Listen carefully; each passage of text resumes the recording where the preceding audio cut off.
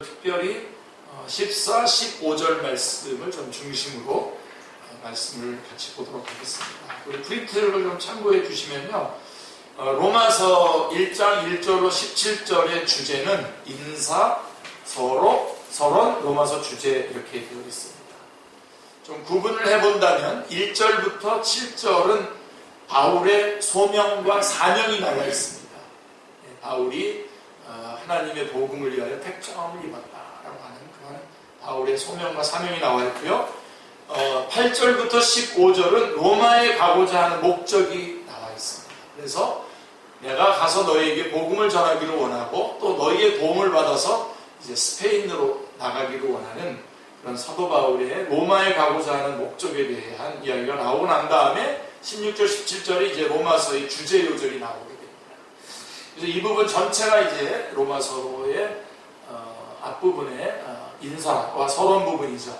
그래서 오늘은 그 중에서도 8절부터 15절에 로마에 가고자 하는 목적 부분 중에서 14절, 15절 말씀을 우리가 같이 살펴보겠습니다. 우리 한번 같이 프린트에 있는 대로 같이 한번 읽어보겠습니다. 헬라인이나 야만인이나 지혜 있는 자나 어리석은 자에게 다 내가 빚진 자라. 그러므로 나는 할 수 있는 대로 로마에 있는 너희에게도 복음 전하기를 원한다. 사도 바울은 로마에 가기를 심히 원했죠. 그 목적이 뭐냐면 11절의 표현대로 하면은 신령한 은사를 나누어 주려는 데 있었습니다. 그리고 15절의 표현대로 하면 오늘 로마서 1장 15절의 표현대로 한다면 복음을 전하기 위해서였습니다. 그러니까 로마에 가서도 복음을 전하기를 간절히 원했습니다. 바울은. 그래서 사도 바울은 로마에 가서만 복음을 전하기를 원한 것이 아닙니다. 그 대답이 14절에 나와 있는데요. 지혜 있다고 자처하는 헬라인이나 어리석은 자라고 야만인 취급을 받는 모든 사람에게 내가 빚진 자로다 라고 말씀하고 있습니다. 그러니까 지금까지 아시아, 마게도니아, 아가야 지방에 전한 것 같이 로마에서도 전하기를 원한다라고 하는 것입니다. 자, 복음 전도에 있어서 무엇보다 먼저 명심해야 할 점은 복음이 모든 사람에게 구별 없이 필요하다는 사실입니다. 복음은 모든 사람에게 필요한 것이고요. 그 다음에 여러분들이 좀 결정적으로 좀 붙잡아 주시길 바라는데요. 교회는 복음이면 다합니다. 끝까지 바울은 복음을 전했어요. 그리고 제가 우리 교회도 이렇게 우리 교회는 예수님을 전하고 다른 교회 다니는 사람 우리 잘 안 봤잖아요. 그렇죠? 우리 교회에서 전해서 그 사람이 예수님을 믿으면 그 사람이 제자 훈련이 되어서 하나님의 나라 위해서 선교지로 나가는 이렇게 우리가 하고 있는데요. 복음 말고 더 이상 필요한 게 없어요. 더 이상 제시할 것이 없어요. 그래서 복음에 아주 그냥 똘똘 뭉쳐서 복음에 아주 분명한 확신을 가져야 됩니다. 지금 다 우리 오늘날 우리에게 있어서 문제가 되는 것들이 뭐냐면 다 복음 말고 복음은 제껴놓고 다른 거를 추구한다든가 또 혹시 복음을 받아들였다고 하더라도 그거는 한 단계, 1단계에다 딱 깔아놓고 다른 것을 추구하는데요. 사실은 그렇지 않습니다. 복음만이 우리가 끊임없이 붙잡아야 돼요. 마지막 순간에도 마지막 주님 앞에 가기 전에도 뭐가 필요합니까? 뭐가 가장 중요해요? 복음입니다. 그래서 사도 바울은 끝까지 복음을 전하기를 원했어요.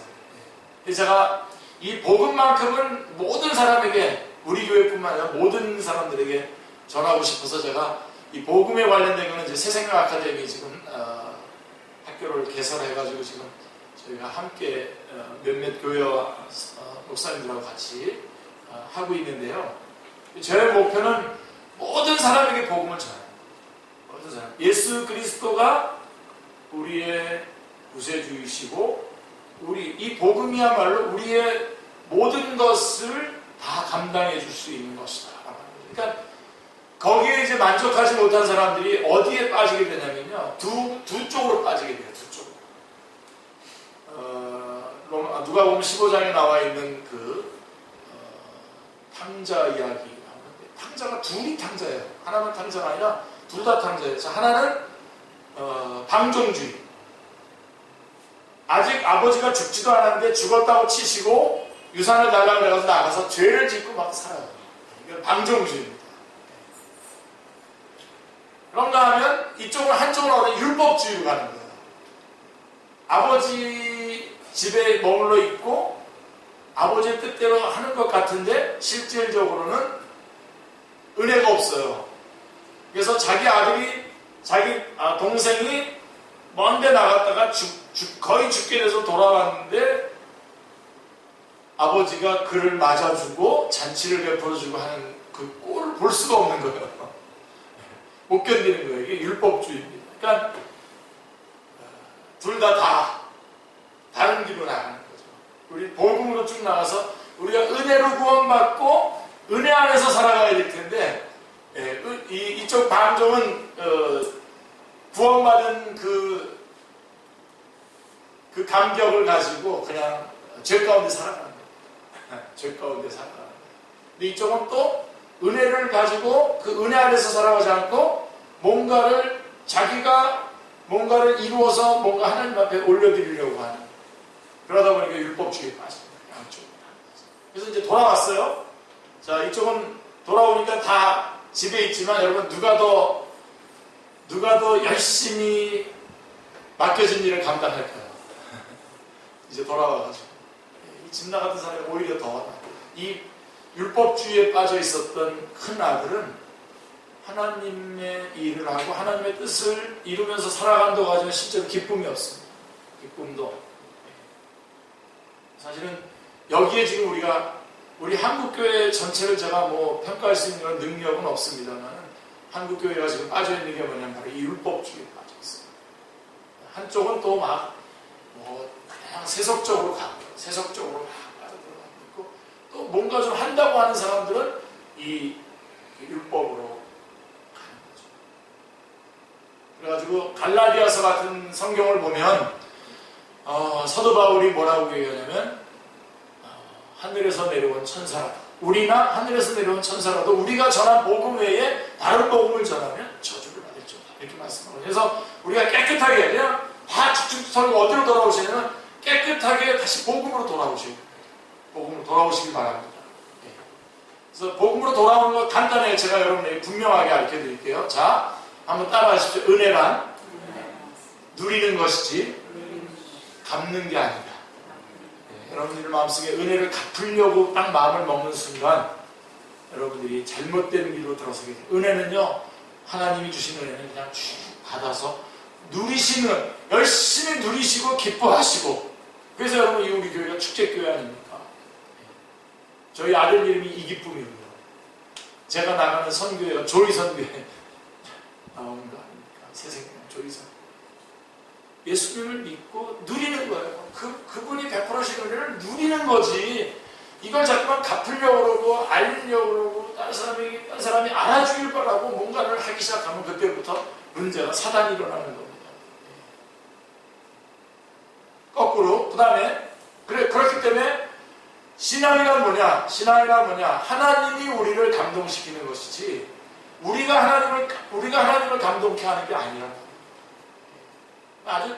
그쪽이 아주 딱 끊어버렸어요. 내가 뭔가 하나님 앞에 뭔가 하나님께 감동 주려고 하는 그런 어죽은 일 하지 마시고, 하나님이 베푸신 일, 하나님께서 당신의 아들을 나에게 보내주시고 나 같은 자를 구원해 주시고 내가 혹시나 그 바른 길로 가지 않을까봐 이리저리 붙잡으셔서 머리털 숫자까지 세시면서 이끌어 가시는 그 하나님이 나를 향한 행해서 행하신 모든 일들에 대해서 매일매일 다시 한번 그 감동 가운데 복음으로 돌아가서 그 감동 가운데 살아가는 거예요. 그게 신앙이지 내가 뭔가를 자꾸만 만들어서 하다 보니까 자꾸만 만드는 거예요. 네.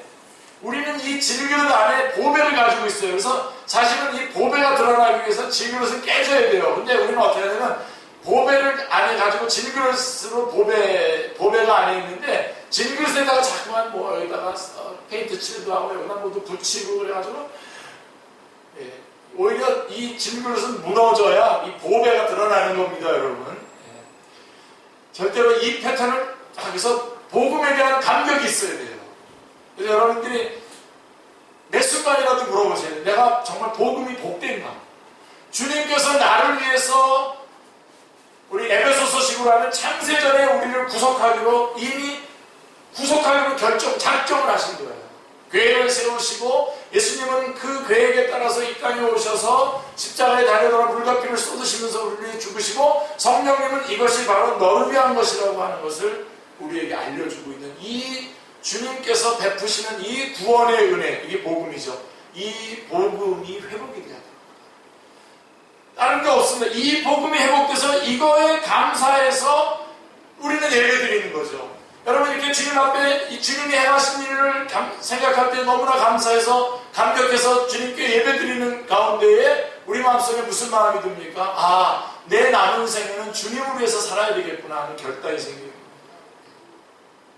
그래서 주님께서 나에게 행하신 일들을 내가 열심히 알아야 됩니다. 제가 오전에도 말씀했지만 신학자 정도의 그런 수준으로 하나님이 어떤 분이시며 성령님이 어떤 분이시며 그분이 나를 위해서 행하신 예수 그리스도가 오셔서 하신 일이 무엇이며 또 이 교회는 무엇이며 마지막은 어떻게 될 것이며 이런 것들을 우리가 잘 알고 하나님이 어떤 분이신지 알고 감격하여서 주님을 예배하고 예배하는 가운데에 우리 마음속에 내가 이렇게 살아야겠다. 저 땅끝까지 가서 내가 살아야겠다. 거기서 연약한 자들을 내가 섬기면서 살아야 되겠다 하는 그런 결단이 그렇게 해서 나오는 거예요.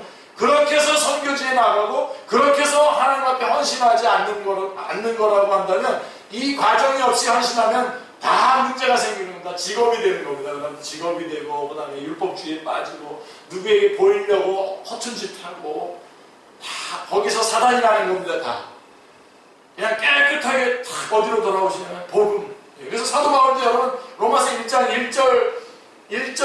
1절 다음에 7절을 연결해야 돼요. 1절하고 7절을 연결하면 인사예요. 근데 1절에서 뭐라 그러냐면 예수 그리스도의 종 바울은 사도로 부르심을 받아 하나님의 복음을 위하여 택정함을 받아 하나님의 복음을 위하여 복음? 그러고서는 갑자기 이제 감동에 빠지는 거예요. 복음 그러고서는 2절부터 이 복음을 하고서 6절까지 그래서 2절부터 6절이 삽입절이에요. 1절부터 7절이 인사고 2절부터 6절은 복음에 대한 감격을 하다가 정신 차리고 내가 지금 뭐하고 있지? 인사하고 그래서 7절이 인사할 정도로 우리는 하나님께서 행하신 일을 열심히 알고 거기에 감동받는 것이 우리의 신앙입니다. 뭔가 내가 하나님께 뭔가를 해드려서 하나님을 감동하려고 그러지 마시고요. 여러분 저희 아들이 어렸을 때도 그러니까 자전거를 사달라고 그래요. 저한테 자전거를 사달라고. 사실 그때 자전거 사줄 수 있는 여력이 없었습니다. 근데 그래서 너가 크면 사주겠다고 약속했더니 좋아하더라고요. 그래서 나중에 사줬습니다만은 나한테 자전거를 사달라고 이렇게 하는 게 얼마나 예쁩니까? 그게 귀엽지. 우리 애가 어느 날 500원만 달라고 그래가지고 가서 껌을 한 통 사가지고 얘가 지하철을 몰래 새가 들어가가지고서 여러분 껌 사십시오 그래가지고 껌 한 통에 500원인데 하나씩 500원씩 받아가지고 돈을 남겨가지고 저한테다가 그렇게 애가 그렇게 해가지고 저한테다가 뭐 주면 제가 영광 받습니까? 하나님이 하나님 되게 하나님이 나를 인도하시고 보호하시고 공급하시도록 하나님을 의지하고 하나님께 주시는 행하신 일들을 내가 누리는 것이 하나님을 기쁘시게 하는 거지. 그렇게 가서 뭐 가지고 있지도 않은 거 가지고 우리는 막 헌신을 많이 얘기하잖아요. 헌신이라는 게 이런 과정을 거쳐서 튀어나오는 그냥 나오는 열매지 헌신하겠다고 결단하고 율법적으로 뭔가 해가지고 되는 것이 아니란 말이에요. 그래서 다시 복음으로 돌아와야 되고 사도 바울은 지금 뭘 얘기하고 싶으냐면 바로 이 로마에서 가서도 나는 딴 거 얘기하고 싶지 않고 신령한 은사를 나눠주고 근데 그 신령한 은사가 뭐냐면 14절에 말하는 것처럼 15절에 말하는 것처럼 복음입니다. 너희에게도 내가 이 복음을 전하기를 원하는 다른 것 더 얘기하고 싶지 않고 예수 그리스도께서 너희들을 위해서 십자가를 달려들어 하시고 부활하셨다. 이거를 믿어라 라고 하는 것을 전하고 싶어서 로마에 가고 싶어서 지금 근데 원래 로마에 가야 되는데 지금 어디로 가게 됩니까 지금? 먼저 예루살렘에 지금 올라가야 되잖아요. 그래서 로마에 가지 못하는 것 때문에 로마서를 갖다가 써서 지금 보내는 거예요. 그래서 내가 너희들에게도 가서 복음 전하기를 원한다라고 하는 것입니다. 그래서 오늘 우리가 회복해야 될 것이 뭐냐면 복음이 회복해야 됩니다. 그러니까 여러분 오늘의 신앙의 패턴을 바꾸십시오. 내가 하나님께 뭔가 감격할 수 있는 일을 하려고 하는 게 아닙니다. 만약에 하시더라도 이 과정을 거쳐서 하나님이 하신 일이 너무나 귀해서 그분을 찬양하다 보니까 찬양 가운데 그분을 위해서 살고 싶어서 그래서 내가 헌신한다. 하십시오. 그렇게 돼서 하시는 헌신은 정말로 많은 충만한 열매들을 내줄 겁니다. 그러나 이것이 소위 어떤 그런 뭔가를 내가 하나님 앞에 이렇게 감동을 드리면 그분이 몇 배로 나를 갚아주실 거라고 하는, 혹은 혹시 그런 어떤 우리 바닥에 깔려있는 어떤 샤머니즘적인 그런 무당을 통해서 재액 초복하는 그런 어떤, 그래서 그게 요즘에는 이제 번영신학으로 이렇게 둔갑을 해가지고서는 되는 그런 것은 여러분 완전히 단절하시길 바랍니다. 그래서 다시 어디로 돌아오셔야 되냐면 복음으로 돌아와야 되고, 그래서 이 복음을 내가 전하고 싶은 거예요. 로마에 가서 복음을 전하고 싶고, 그래서 지금 그것 때문에 내가 빚진 자라는 겁니다.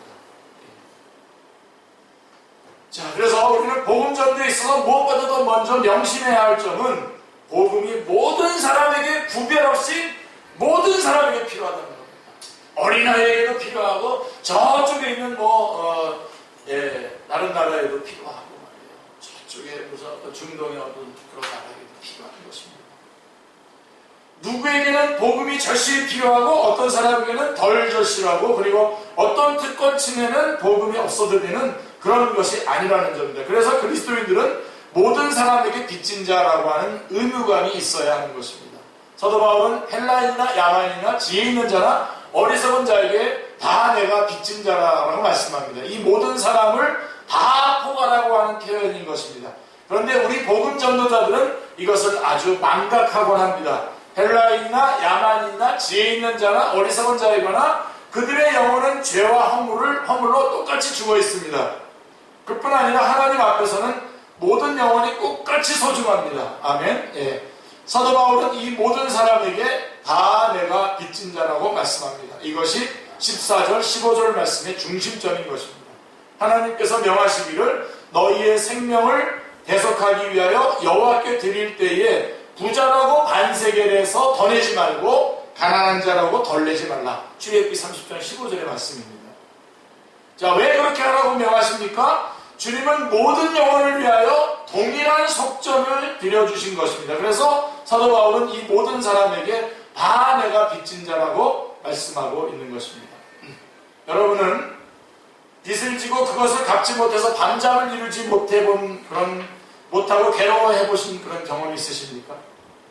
자, 14절 15절은 너는 복음 전할 사명감에 그처럼 애타한 적이 있느냐라고 묻고 있는 것입니다. 사도 바울은 고린도전서 9장 16절에서 내가 복음을 전할지라도 자랑할 것이 없음은 내가 부득불할 일입니다. 만일 복음을 전하지 아니하면 내게 화가 있을 것이로다라고 고백하고 있습니다. 사도 바울은 이렇게 말씀하고 있는 셈입니다. 만일 내가 빚을 갚지 않는다면 나는 파산 선고를 받게 될 것이다. 우리는 로마서 9장을 통해서 영혼 사람에 대한 바울의 내면을 좀 더 들여다볼 수가 있는데요. 로마서 9장 1절로 3절에 보면 내가 그리스도 안에서 참말을 하고 거짓말을 하지 아니하노라. 나에게 큰 근심이 있는 것과 마음에 그치지 않는 고통이 있는 것을 내 양심이 성령 안에서 나와 더불어 증언하니 나의 형제 곧 권리의 친척을 위하여 내 자신이 저주를 받아 그리스도에게서 끊어질지라도 원하는 바로다. 사도 바울이 말씀하고 있는 큰 근심과 마음이 그치지 않는 고통이 무엇을 의미합니까? 동족 이스라엘의 구원 문제인 것입니다. 자, 그리스도인은 누구에게 빚진 자입니까? 자, 먼저 하나님께 빚진 자라고 고백해야 옳을 것입니다. 하나님께서는 이 은혜를 값없이 거저 주셨기 때문입니다. 고린도전서 6장 19절 20절 너희 몸은 너희가 하나님께로부터 받은 바 너희 가운데 계신 성령의 전인 줄을 알지 못하느냐. 너희는 너희 자신의 것이 아니라 값으로 산 것이 되었으니 그런즉 너희 몸으로 하나님께 영광을 돌리라. 로마서 8장 12절에도 여러분 로마서에는 빚이라고 하는 말이 세 군데 나오는데요. 바로 로마서 1장 14절하고 로마서 8장 12절하고 로마서 13장 8절에 3번 나오거든요. 근데 그 두 번째가 로마서 8장 12절인데, 그러므로 형제들아 우리가 빚진 자로 돼 육신에게 져서 육신대로 살 것이 아니라 하신 말씀은 우리 안에 내주하시는 성령님께 빚진 자라고 하는 뜻입니다. 그래서 제일 먼저 로마서 1장 14절에 나오는 빚은 우리가 복음에 빚진 겁니다. 그래서 복음을 전할 빚을 졌기 때문에 우리가 복음을 전함으로 갚아야 되고요. 12장 8절은 우리 안에 성령님이 계시기 때문에 우리가 거룩해야 되는 그런 빚을 진 겁니다. 그래서 거룩해지면 되고요. 거룩을 향해서 나아가야 되고요. 13장 8절은 사람 외에는 아무에게도 아무런 빚도 지지 말라, 그렇게 말씀하고 있잖아요. 그래서 우리가 그건 빚을 지지 말라고. 그래서 오히려 사랑의 빚, 기도 제목을 낸다든가 이런 것들은 져도 되지만 다른 빚은 지지 말라고 하는 그런 말씀이거든요. 그래서 누구에게 빚졌냐? 우리 하나님께 빚진 겁니다. 그래서 하나님께 빚진 자이기 때문에 하나님께 갚아야 돼요. 둘째로 우리는 하나님께 갚는다는 것은 아까 은혜를 누리는 거지 갚지 말라는 그게 뭐냐면 누리는 겁니다. 주님께서 나에게 주신 그 은혜를 내가 누리고 전하는 것이죠. 그 다음에 누구에게 빚졌냐? 모든 자에게 빚진 겁니다. 그래서 14절에 다시 한번 말씀을 주목해 보십시오. 헬라인이나 야만이나 지혜 있는 자나 어리석은 자에게 다 내가 빚진 자라 합니다. 사도 바울은 헬라인, 야만인, 지혜 있는 자, 어리석은 자를 가릴 것 없이 모든 자에게 빚진 자라고 말씀하고 있는 것입니다. 자, 이상하게 들리지 않습니까? 사도 바울이 언제 어떻게 해서 그들에게 빚을 졌다는 말입니까? 먼저 생각할 점은 어찌하여 사도 바울은 하나님께 빚진 자라고 말씀하지 않는가라고 하는 점입니다. 로마서 8장 11절에도 그러므로 형제들아 우리가 빚진 자로 돼 육신에게 져서 육신대로 살 것이 아니니라 하고 말씀할 뿐 하나님께 빚을 졌다는 언급은 없습니다. 여러분, 오늘 말씀의 핵심입니다, 이게. 자, 하나님께는 늘 울어도 눈물로써 갚을 수 없는 은혜를 입은 것이지 이를 빚을 진 것이라고 말할 수 없었던 것입니다. 그래서 사도 바울은 하나님께 빚졌다고 하지 않아요. 하나님께 빚졌다고. 왜냐하면 부채란 갚고 나면 청산되고 말기 때문에, 청산이 된 주님께서 우리에게 베풀어 주신 은혜를 우리가 청산할 수 있습니까? 갚는다고 해서 청산할 수 있습니까? 예를 들어 자식이 부모에게 빚을 졌다고 말한다면 어떻게 되겠는가 생각해 보십시오. 자식이 부모에게 무슨 빚을 갚습니까? 그리고 갚는다고 또 청산이 되는 겁니까? 그게 영원한 은혜죠. 영원한 은혜, 부모님의 은혜. 그러니까 가만히 생각해 보면 어렸을 때 우리 애 키울 때 보면은 아유 요만하잖아요. 요만한데 내가 혹시 잠자다가 잘못 다리라도 얹어가지고 꽉 눌러서 죽일 수도 있었는데 참 보호해서 왔잖아요. 나중에 엄마가 해준 게 뭐가 있어 그러면 참 기가 막히죠. 네? 이거는 은혜인데 빚이라 갚을 수 있는 것이 아니라는 뜻으로 바울은 하나님께 빚졌다고 하는 말을 하지 않습니다. 제가 여러분에게 설명하면서 우리는 하나님께 빚졌다고 제가 정리를 해드리는 거지 바울은 그렇게 말하지 않았습니다. 자, 그래서 왜냐하면 하나님께서 우리에게 은혜를 주실 때에는 너만 구원받으라. 그래서 로마서 1장 14절에 헬라인이나 야만이나 지혜 있는 자나 어리석은 자에게 다 내가 빚진 자라고 말씀하는 것이죠. 왜냐하면 하나님께서 우리에게 은혜를 주실 때에는 너만 구원받아라, 너만 갖고 있어라, 내가 올 때까지 꼭꼭 싸서 땅에 묻어둬라 하고 주시는 것이 아니기 때문입니다. 땅에 많이 묻어두셨죠, 여러분? 좀 꺼내내셔서 전달해 주셨으면 좋겠습니다. 모든 사람에게 나누어 주라고 주신 것임을 명심하십시오. 주님은 5달란트 받은 자는 바로 가서 그것으로 장사하여 또 5달란트를 남겼다라고 말씀하고 있습니다. 그리고 하신 말씀이 지극히 작은 자 하나에게 한 것이고 내게 한 것이라고 말씀하고 있습니다. 그런 의미에서 우리는 말씀을 맡은 종들이요 청지기인 것입니다. 그러므로 나누어 주라고 부탁받은 것을 전달해 주기까지는 우리는 그들에게 빚진 자인 것입니다. 고린도후서 5장 18절에서는 우리를 자기와 화목하게 하시고 또 우리에게 화목하게 하시는 직분을 주셨다라고 말씀하고 있고요. 고린도후서 5장 19절은 화목하게 하는 말씀을 우리에게 부탁하셨느니라고 말씀하고 있습니다. 하나님과 화목한 자, 그리하여 예수 그리스도의 종이 되는 순간에 그는 모든 사람에게 빚진 자라는 의무가 있게 되는 것입니다.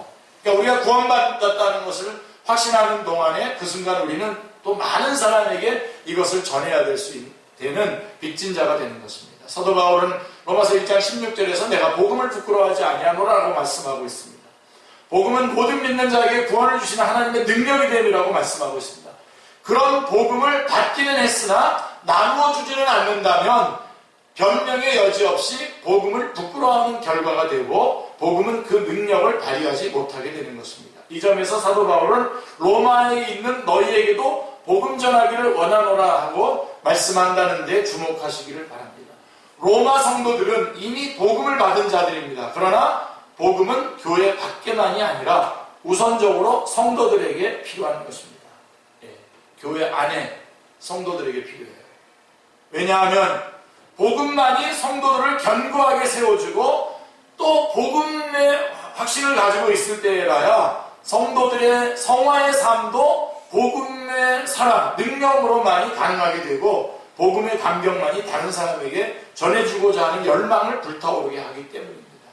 이 사명을 붙잡고 성령님의 임하심과 능력으로 입혀주심을 간구하고 사모하기를 기도합니다. 복음의 감격을 맛보고 전해주지 않으면 내게 화가 있을 것이라고 하는 빚진 자의 강박이 있게 되면 전도하라고 강요하지 아니하여도 전하지 않고는 견딜 수가 없을 것입니다. 물론 이게 율법이 아닙니다. 율법주의로 가는 게 아니라 내가 복음에 감격하고 있는데 이 소식을 어떻게 안 전합니까? 제가 보니까 자기한테 일어난 어떤 일들 다른 사람에게 말하고 싶어서 특별히 우리 자매님들 보면 더 그러대요 보니까. 근데 내가 예수님 믿고 구원받은 이 구원의 감격을 어떻게 안 전해주고 자기 혼자만 가지고 있을 수 있겠습니까? 예. 자, 그러면 우리도 이렇게 말해야 되겠습니다. 나는 모든 사람에게 빚진 자다. 우리도 모든 사람에게 빚진 자입니다. 그렇죠? 그러나 여기서 그치지 말고 구체적으로 나는 누구에게 빚진 자인지 그 얼굴을 떠올리면서 그 이름을 한번 말해보시기 바랍니다. 여러분들이. 저한테 지금 직접 말하지 마시고 여러분들이 한번 떠올려보세요. 내가 누구에게 복음을 전해야 됩니다. 저 같은 경우는 저희 가족들을 제가 다 전도했는데 우리 둘째 누님만, 그 둘째 누님의 아이들, 우리 조카들은 제가 다 복음을 전했는데 우리 둘째 누님만 아직 완강하게 지금 아직도 그래서 제가 항상 빚진 마음으로 가지고 틈만 나면 경주에 살고 계시는데 틈만 나면 제가 복음을 전하려고 하는 기회를 가지려고 가지고 애쓰고 있습니다.